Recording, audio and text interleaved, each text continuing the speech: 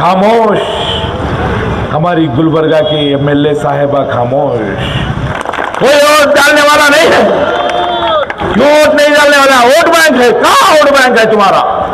NRC के मामले में आए आप बाहर सेक्शन 154 लगाने के बाद ये पुलिस कमिश्नर के ऑफिस के बाहर जाके धरना करने वाला आपका एक भाई है। ये कि आपके तरफ से आप किसको आगे लड़ने के लिए भेजेंगे? सबसे कमजोर या सबसे ताकतवर? बोलिए, आवाज दीजिए, जवाब दीजिए। मेरी माँ और बहनों, जवाब दीजिए। ताकतवर चाहिए? आपके हिजाब के मामले में बात करने वाला चाहिए कि नहीं चाहिए?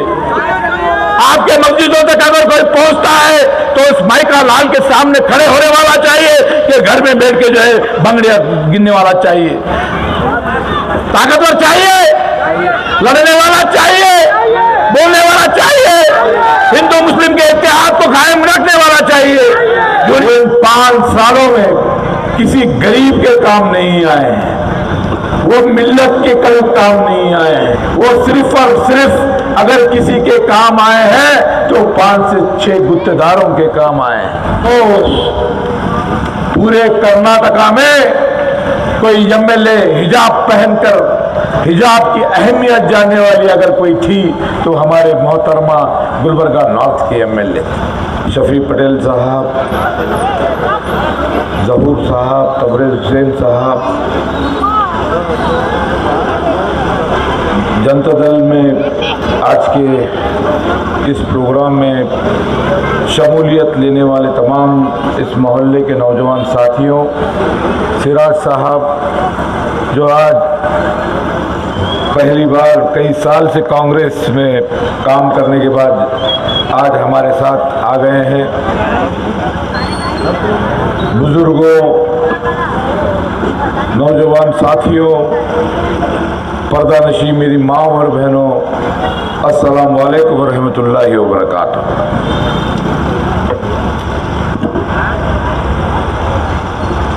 इलेक्शन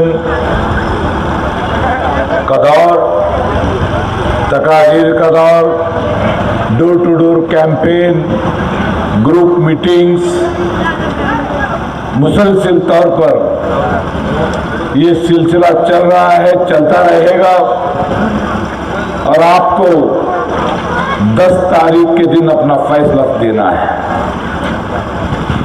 13 तारीख को काउंटिंग होगी, रिजल्ट आएगा।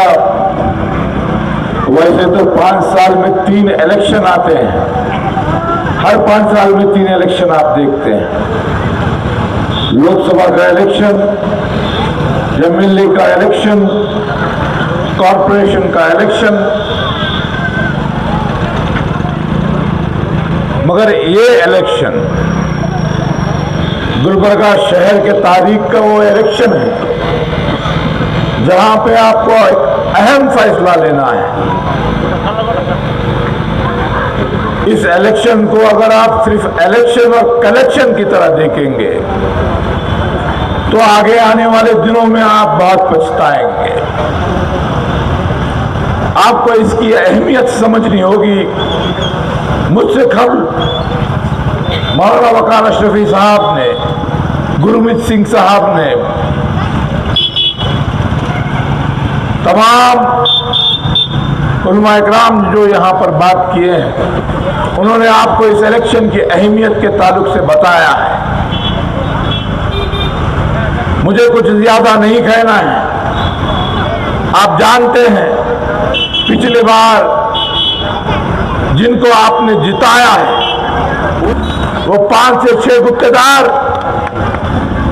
आज फिर उन्हीं को आगे कर नए नए साजिशों के तहत, नए नए अफवाहों के तहत हमारे इस मुहिम को, हमारे इस मकसद को कि गुलबर्गा शहर में एक नया तारीख दर्ज किया जाए, इत्तेहाद को कायम किया जाए, फिरका परस्त ताकतों के खिलाफ मुंह तोड़ जवाब दिया जाए, उसके खिलाफ एक माहौल बनाया जा रहा है, एक साजिशें रची जा रही हैं। मैं आपसे इतना ही कहना चाहता हूं इन 5 सालों में आपने अपने आप को कमजोर पाया है, आपने अपने आप को कायर पाया है। उसकी वजह यह नहीं कि आप कायर हैं, नहीं, आप कायर नहीं हो सकते। इसकी वजह यह है कि हमने जिनको चुन के भेजा था उन्होंने कभी भी हिम्मत का मुजाहरा नहीं किया है। एक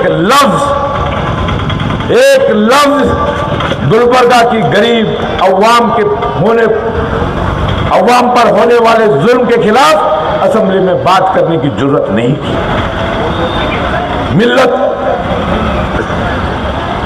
के सामने जो सवालात हैं, चाहे वो हिजाब का मामला हो, हमारी बहनों को स्कूलों से जाने से रोका जा रहा था, कर्नाटका में नहीं बल्कि दुनिया भर में इस हिजाब के ताल्लुक से बहस हो रही थी। नेशनल मीडिया में, इंग्लिश मीडिया में बहस पर बहस हो रही है, मगर अफसोस होना यह चाहिए था कि हिजाब के मामले में एक मुस्लिम खातून होने के अपनी जिम्मेदारी को निभाते और असेंबली में खड़े होकर के बताते कि हिजाब क्या है। हिजाब हमारी पहचान है, हमारी शान है, मगर अफसोस एक लफ्ज हमारे इबादत घरों तक भारतीय जनता पार्टी की ये हुकूमत, ये फासिस्ट हुकूमत हमारे इबादत घरों के ऊपर सवालिया निशान खड़ा कर रहे हैं। अजान को लेकर के, अजान पर पाबंदी, गुलबर्गा शहर के मरकजी मस्जिद पर, महबस पर कोई जबरदस्ती से आके ऐलान मीडिया के सामने कहता है कि मैं महबस मस्जिद के बाहर जाकर के हनुमान चालीसा बजाऊंगा, पढ़ूंगा, महबस मस्जिद का लाउड स्पीकर निकालूंगा। इतनी जुर्रत हो गई है उनकी, इतनी जुर्रत हो गई इन बीजेपी वालों के। आपका ये भाई वहां पर पहुंचा, सुबह में खड़ा हुआ, बैठ गया अकेला। देखेंगे किसकी माने जनी है हमारी मस्जिदों के ऊपर लाउड स्पीकर निकालने की जरूरत किसकी। हनुमान चालीसा पढ़ते हो तो पढ़िए, हमें कोई एतराज नहीं है। हम अदब के साथ, बड़े एहतराम के साथ हनुमान चालीसा की कदर करते हैं, एहतराम करते हैं। मगर आपके जहन में, आपके दिल में ये जो मुसलमानों के खिलाफ नफरत है, आप चाहते हो कि हिंदू और मुसलमान आपस में लड़ाई लड़े, ये मुझको मंजूर नहीं, ये हम होने नहीं देंगे। हनुमान चालीसा पढ़ना है, आप शान से पढ़िए, आपकी मंदिरों में पढ़िए, बाजारों में पढ़िए, आपके त्योहार में पढ़िए, मगर मस्जिदों तक आकर आप पढ़ते हैं। एक लफ्ज कोविड के उस 2 साल हमने देखे, पुलिस की बर्बरियत हमने देखी, बगैर झिझक, बगैर डर, बगैर खौफ के साथ इन मोहल्लों में आकर के नौजवानों को पीट रहे थे। रमजान का महीना, हमने एडमिनिस्ट्रेशन से मुतालबा किया कि रमजान का ये मुबारक महीना है, इफ्तार के लिए छूट दी जाए, सुबह से शाम तक रोजा रखते हैं, हमको छूट दी जाए। तो एडमिनिस्ट्रेशन मांग चुकी थी, उसके बावजूद ये फिरका परस्त ऑफिसर्स, ये फिरका परस्त हुकूमत जो वॉलंटियर्स के नाम पर रस्तों पे खड़ा करके तकरीबन 5000 से जायद रोजदारों के गाड़ियों को जब्त किया गया, फाइन लगाया गया। कहां थे? किसी मामले में वो नजर नहीं आए। आज आपके बीच में बहुत मामले हैं, मैं बोलना बहुत चाहता हूं। आपको याद दिलाने की जरूरत है कि अलंग में क्या हुआ। आपको याद रखना चाहिए, आप जिंदा खाम हैं तो आपको याद रखना चाहिए। गुलबर्गा ने बहुत से दंगे देखे, फसाद देखे, 72 का फसाद देखा, बाबरी मस्जिद की शहादत के बाद फसाद देखा, फायरिंग हुई, शहीद हुए, मगर गुलबर्गा के तारीख में कभी भी, गुलबर्गा जिले के तारीख में कभी हमारी माएं और बहनें जेल को जाने का मामला कभी नहीं आया, कभी नहीं आया। बड़े अफसोस के साथ कहना पड़ता है कि अलंज का ये मामला, जहां पर हजरत लाल मशाक अंसारी रहमतुल्लाह अलैह की दरगाह के अंदर पूजा करवाई गई, पूजा करवाने की इजाजत देने वाले कौन? कांग्रेस के एमएलए, डिफीटेड एमएलए। और जब एक पत्थर एसपी के गाड़ी को लाके लगता है, सुबह सुबह गिरफ्तार किया जाता है, दरवाजों को तोड़ करके हमारे बुजुर्गों को, नौजवान बच्चों को, हमारी माओं को जानिमाज से उठा करके जेल को भेजा जाता है। याद रखना चाहिए, भूलना नहीं है।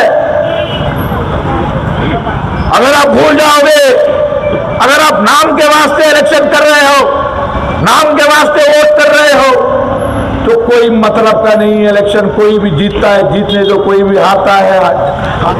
गुलबर्गा बंद का ऐलान करने के बाद अल्हम्दुलिल्लाह मुझे गिरफ्तार किया गया। आप लोगों के इत्तेहाद ने एक तारीख को दर्ज किया। हजारों लाखों की तादाद में नगरेश्वर स्कूल में उस वैन को घेरा गया। कहां थे कांग्रेस के लीडर्स? लड़ने के लिए हम, कोर्ट कचहरी करने के लिए हम, स्टेज बनाने के बाद तकरीर देने के लिए कांग्रेस, गरीब ठेला बंडी वालों के लिए लड़ने के लिए नासिर उस्ताद, इलेक्शन आने पर वोट कांग्रेस का। महबूब मस्जिद पर स्वामी आके कहता है कि हम हनुमान चालीसा बजाएंगे, उसका मुकाबला करने के लिए नासिर हुसैन उस्ताद जाता है, और इलेक्शन आने के बाद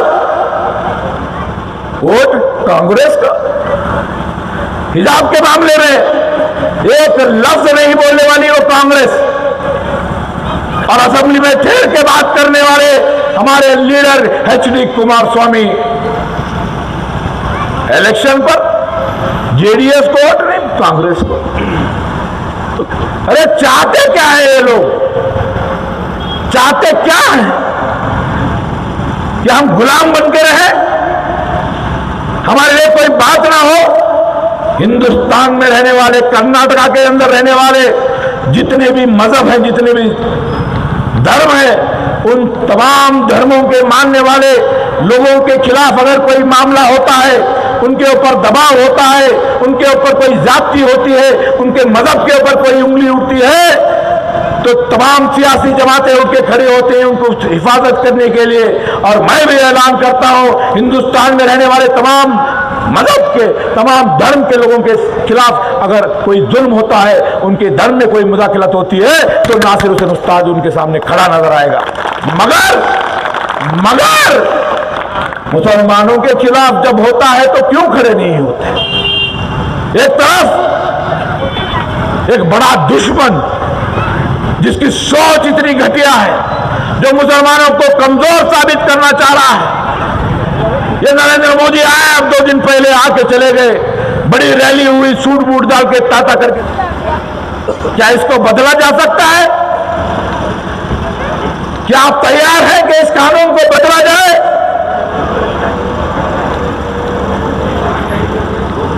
ये कानून मेरे, तुम्हारे और किसी मायका लाल का कानून नहीं, ये शरीयत है। और ये कानून, ये तरीका 1400 साल पहले हमारे और आपके आका नबी करीम सल्लल्लाहु अलैहि वसल्लम ने हमको दे दिया है। इसमें कोई कॉम्प्रोमाइज होने की जरूरत नहीं, हो नहीं सकते हम लोग। अब एक साथ सिविल कोड आ रहा है असेंबली में, कौन बात करेगा उसके ऊपर? किसको बात करनी चाहिए? शरीयत में मुदाखिलत होगी कि नहीं होगी? कौन उठ के खड़ा होगा और बात करेगा? बताइए, पूछ रहा हूं आपसे, कौन सा मुसलमान है जो बात करेगा? क्या कांग्रेस के एमएलए असेंबली में उठ करके यूनिफॉर्म सिविल कोड के ताल्लुक से केरला में बात कर सकते हैं? बोलिए, बात कर सकते हैं? अगर आपको लगता है कि वो बात कर सकते हैं तो आप उनको वोट दीजिए। अगर आपको लगता है चाहे फसाद हो, चाहे यूनिफॉर्म सिविल कोड का मामला हो, चाहे 4% रिजर्वेशन को फिर से लागू करने की बात हो, आपका ये भाई, आपका ये बेटा नासिर हुसैन उस्ताद असेंबली के ऐवान के अंदर खड़ा होकर के बात करने की सलाहियत है, जुर्रत है, हिम्मत है। तो अगर आपको लगता है कि नासिर हुसैन उस्ताद जो मामला पिछले हुए हैं, हिजाब का मामला, 5 साल मौका था, बात नहीं की। मैं आपको कहना चाहता हूं, कुमार स्वामी ने कहा है, हमारे लीडर ने कहा है कि हिजाब को यूनिफॉर्म का एक हिस्सा बनाया जाएगा। मैं आपको गारंटी देता हूं, अगर मैं ऐवान में रहूंगा तो किसी भी सूरत में कॉम्प्रोमाइज नहीं करूंगा, किसी भी सूरत में। आपकी आवाज बनकर आपके तकालीफ को असेंबली तक पहुंचाने का काम आपका ये भाई करेगा। दुश्मन बहुत ताकतवर हो चुका है, बहुत से बातें कर रहा है, बहुत से अज़ाइम उसके खतरनाक है।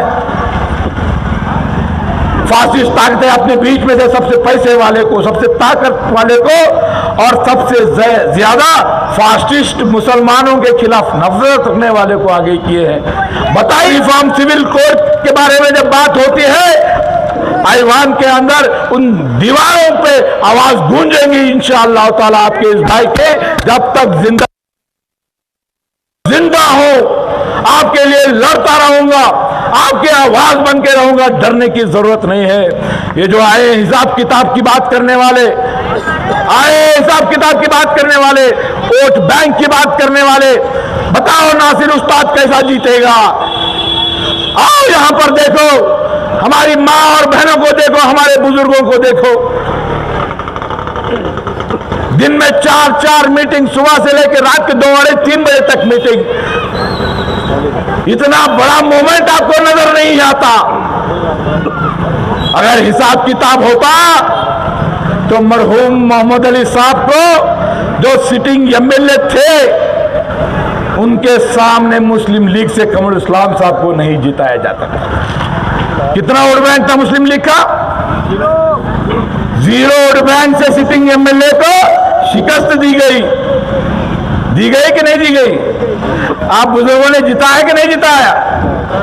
आज क्यों नहीं उस तारीख को दोहराया जा सकता है? मैं आपसे पूछता हूं, दोहराएंगे तारीख को? हमारी माँ और बहनों से पूछ रहा हूं, तारीख को दोहराएंगे?